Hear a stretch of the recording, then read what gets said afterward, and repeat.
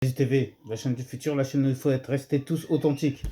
Bon, la vidéo d'aujourd'hui, un peu compliquée. On se fait un format fait divers, hein. Ça fait longtemps que j'en ai pas fait. Alors ce fait divers, il est survenu où? Il est survenu à Melun, dans le 77, Seine-et-Marne Sud.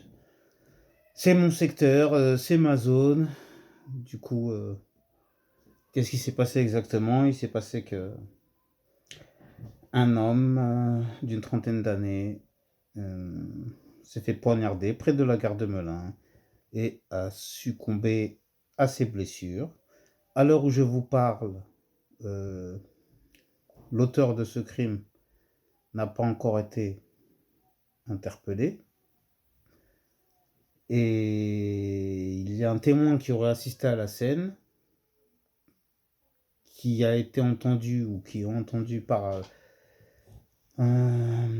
la police en charge de l'enquête. Donc je suis un peu ému, pourquoi? Parce que en fait, hier j'avais rendez-vous avec un ami et lorsque je l'ai appelé, il m'a dit bon bah on va pas pouvoir se voir. Je lui ai demandé pourquoi. Il m'a dit bah parce qu'il y a un proche. Il y a un de mes proches qui s'est fait poignarder, qui est décédé à la gare de Melun. J'ai dit ah bon, je suis un peu tombé des nues, hein. Après je me suis renseigné à gauche à droite. Je me suis aperçu que j'étais le premier, j'étais le dernier à être au courant de cette histoire, hein, malheureusement. Donc paix à son âme déjà, hein, aux défunts. Toutes mes condoléances aux, aux proches de la victime, hein.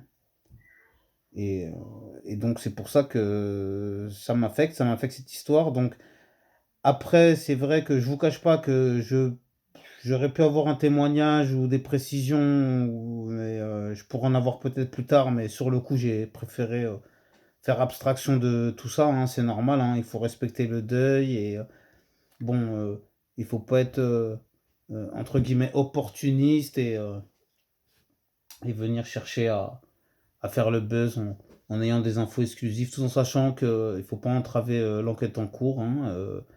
Le coupable présumé n'a toujours pas été interpellé. L'enquête suit son cours.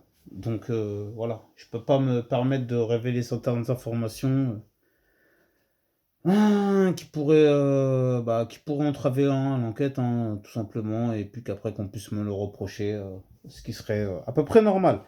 Donc, on va rester sur le factuel, sur le concret. J'essaie de rester objectif, hein, vous me connaissez, hein, je mélange pas tout.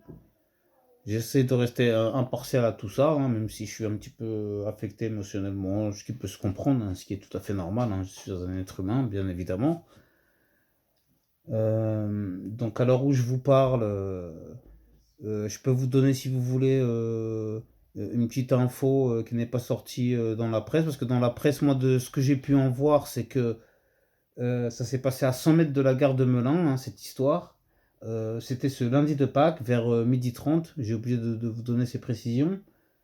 Et,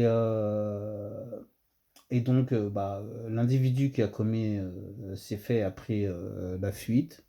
Et mais la police a réussi à trouver, aurait trouvé un témoin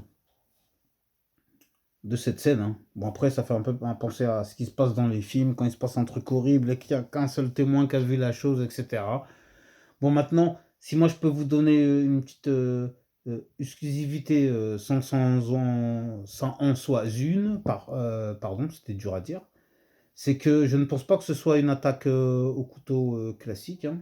C'est-à-dire, entre guillemets, quand je dis ça, c'est que d'habitude, lorsqu'il y a ce genre de type d'attaque au couteau, l'individu reste sur place, soit il est interpellé par la police, soit des passants, des gens dont soit il se fait, j'allais dire, oui, tirer dessus, quoi, par les forces de l'ordre, etc.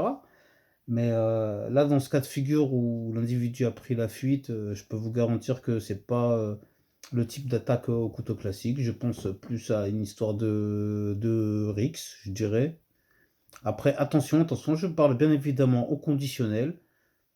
Je n'ai aucun élément vraiment probant dans ce sens, hein. Ce n'est que de la simple théorie et des petits échos que j'ai pu avoir. Donc, pour l'instant, ça se dirige vers une rixe qui aurait mal tourné. Maintenant, l'enquête suit son cours, pardon. Attention, hein, je parle bien au conditionnel, hein, je dis pas que c'est ce qui s'est passé, hein. C'est mon analyse personnelle de la situation. Donc maintenant, bah, je vous remercie à tous de m'avoir suivi. Je vais devoir m'arrêter là, hein. J'espère que cette vidéo vous aura plu. Il y aura peut-être une suite. S'il y a une suite, peut-être que ce fameux proche que je connais, peut-être qu'il témoignera. Je lui demanderai de témoigner. Peut-être acceptera-t-il ou pas. Je n'en sais rien.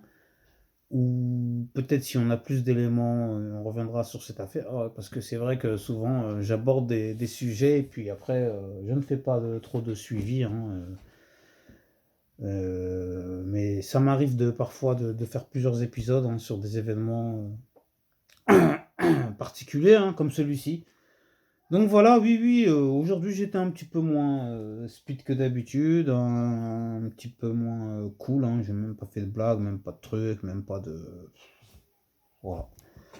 Vous m'avez compris. Bon, encore une fois, je tenais à faire mes condoléances à la famille des victimes. Que Dieu nous protège, que Dieu nous bénisse. Amen, amin, shalom. Pas de jaloux, à bientôt. Restez tous authentiques. Ngazi TV, la chaîne du futur, la chaîne où il faut être. Merci. À bientôt. Inch'Allah.